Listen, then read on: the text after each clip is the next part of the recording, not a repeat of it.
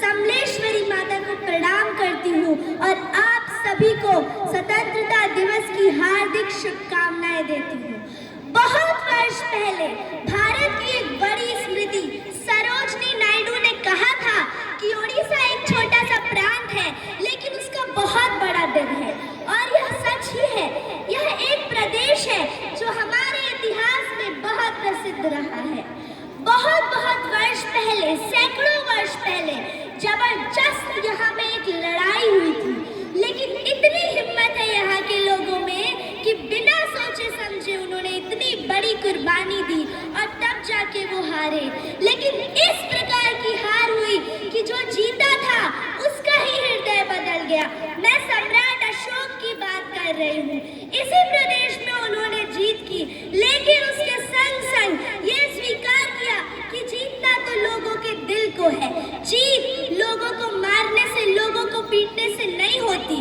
और उसके बाद उन्होंने सिर्फ यहाँ कालिंगा में ही नहीं, लेकिन सारे भारत में एक नई नीति चलाई। अहिंसा, मैत्री भावना और सब जात जाति के संग उदारता की भावना जागृत की। और यही भारत देश की नीति इतने वर्षों से रही है। हमसे कभी गलती होती है, हमसे कभी भूल होती है, लेकिन हमारी ज्येष्ठा, हमारा प्रयास यही है कि हम शांति की दिशा में, अहिंसा की दिशा में, मैत्री भावना की दिशा में अपने इस भारत देश को ले जाए। आज भी हमने बहुत बड़े बड़े काम किए हैं। जो काम दूसरे देशों में हुए वो काम हमने यहाँ भी किए, लेकिन नए काम यहाँ बहुत कम हुए हैं।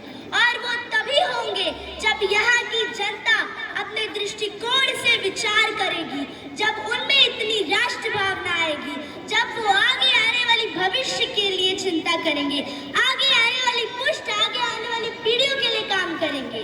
हम सब एक दूसरे पे निर्भर हैं। हम सबको मिलजुल कर इस समाज में संतुलन लाना है, और वो तभी होगा जब ये समाज शांत होगा। मैं आज यहाँ हूँ, शायद कल यहाँ न रहूँ, मुझे चिंता नहीं है। मेरा लंबा जीवन रहा है और मुझे गर्व है कि मैंने अपना पूरा जीवन अपने लोगों की सेवा में बिताया है। और जब तक मुझ में सांस रहेगी मैं ऐसा ही करती रहूंगी।